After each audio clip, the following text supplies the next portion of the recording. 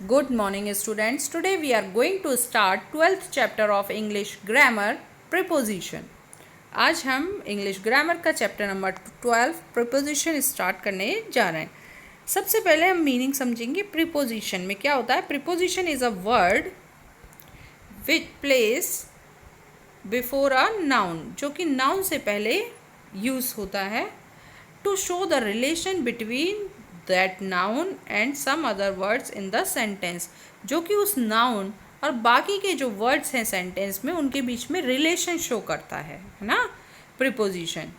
Position pre मतलब पहले, और उसकी पोजीशन कहाँ पर रहती है, नाउन से पहले. ठीक है, तो देखेंगे अभी ये सेंटेंस रीड करेंगे, उसको मीनिंग को समझेंगे. The pen is in my pocket. The pen is in my pocket. तो माई पॉकेट क्या है, नाउन है, उससे पहले यूज हो रहा है इन. तो पेन और पॉकेट के बीच में रिलेशन शो कर रहा है इसमें. Watch is on the table. Table noun है, नाउन से पहले यूज हो रहा है ऑन. तो वॉच और टेबल के बीच में रिलेशन शो कर रहा है ये. I will reach school eight 9. तो वो स्कूल कितने बजे पहुंच जाएगी, 9 8.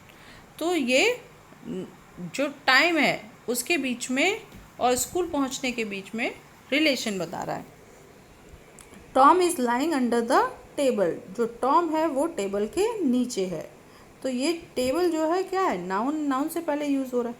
अब ये देखेंगे in these sentences given words जो हैं in, on, at, under are preposition. ये सभी क्या है, प्रीपोजिशन है. Preposition are placed before noun. और ये जो प्रीपोजिशंस होते हैं वो नाउन से पहले यूज़ किए जाते हैं. तो आप देख रहे हैं सेंटेंस 1 में जो इन वर्ड यूज़ किया है वो पॉकेट और पेन के बीच में रिलेशन बता रहा है. ऑन जो वर्ड यूज़ हुआ है सेकेंड सेंटेंस में वो टेबल और वॉच के बीच में रिलेशन है.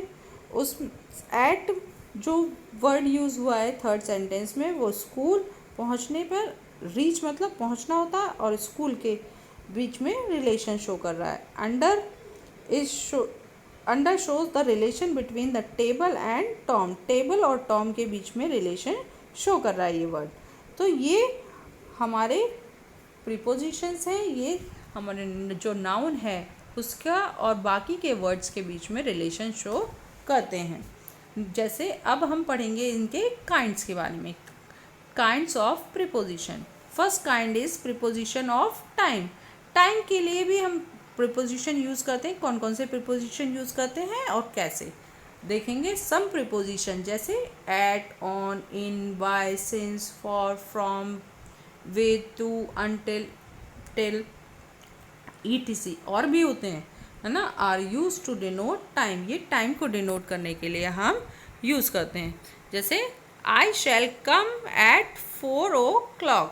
जब फिक्स टाइम दिया होता है तब उससे पहले हम एट यूज़ करते हैं. क्या यूज़ करते हैं, एट. जैसे एट 7 o'clock, एट 5 o'clock. जब इस तरह से टाइम फिक्स होगा तो उससे पहले हम एट प्रीपोजिशन यूज़ करते हैं. नेक्स्ट है they will return at Diwali. जब हमारे किसी फिक्स फेस्टिवल या कोई डे के बारे में बात, डे होगा तो ऑन यूज़ करेंगे, है ना.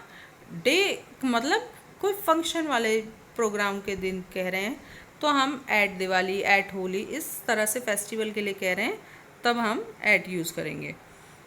नेक्स्ट है there were no cloud in the morning. In the morning, in the evening, morning, evening के लिए हम इन यूज़ करते हैं. I will do this work in a week. मैं ये काम एक वीक में कर लूँगा. तो इन अ वीक उसके लिए हम यूज़ करते हैं in. The meeting will end. जो मीटिंग है वो बाय 3 PM, 3 PM तक हो जाएगी, है ना. I have been studying for an hour. ये इस तरह से जब 1 घंटे से पढ़ रहा है या पढ़ रहा था, इसलिए उनको लिए हम फॉर यूज़ करेंगे. It has been raining since 1 o'clock. 1 बजे से, है ना, बारिश हो रही. The show will be from. जब टाइम के लिए बता रहे हैं इतने बजे से इतने बजे तक तो हम यूज़ करते हैं from. She will be there till 6:30, वो 6:30 तक यहाँ होगी। तो इसके लिए हम यूज़ करते हैं टिल। नेक्स्ट है प्रीपोजिशन ऑफ प्लेस, कि प्लेस कि कहाँ पर कोई जगह है ना, उसके लिए हम इन प्रीपोजिशंस को यूज़ करते हैं। एट, इन। देखिए एट जो है, इन, ये क्या टाइम में भी यूज़ हुए, लेकिन हमें अब देखना है कि टाइम में कब यूज़ हुआ एट, जब फिक्स टाइम होगा। फिक्स टाइम के लिए हमने एट यूज़ किया था, और अब प्लेस के लिए हम एट कब यूज़ करेंगे तब इसमें देखेंगे। अब इन भी यूज़ किया था हमने कि within a week, in the morning, in the evening, इसके लिए इन भी यूज़ किया था। अब प्लेस के लिए भी इन यूज़ हो रहा है, तो हम देखेंगे कि कहाँ पर हमें प्लेसेस में इन यूज़ करना है, कहाँ पर हमने अभी टाइम के लिए तो हमने देखा कहाँ इन करना है, in the morning, in the evening, in a week, इस तरह से। एट फिक्स टाइम के लिए था, eight 4 o'clock, eight 7 o'clock, eight 6 o'clock। इसी तरह से अब प्लेस के लिए देखते हैं। फर्स्ट है ही वॉज बॉर्न एट बेगला, एक किसी विलेज का नाम है ये। जब छोटे प्लेसेस का नाम होता है उसके लिए हम एट यूज़ करते हैं, है ना।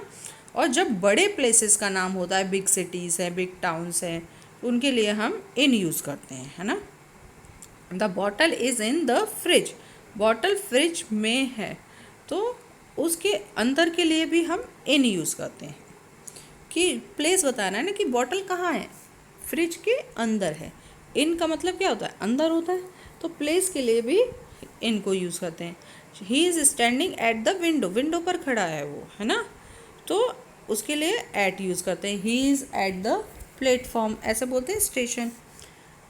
अ stool is between the to cheer, जो स्टूल है, जब दो कोई चीज़ें हैं उसके बीच में कोई अदर थिंग रखी हुई है, तो उसके लिए हम बिटवीन यूज़ करते हैं। I am happy to be among my friend, among friends बहुत सारे हैं।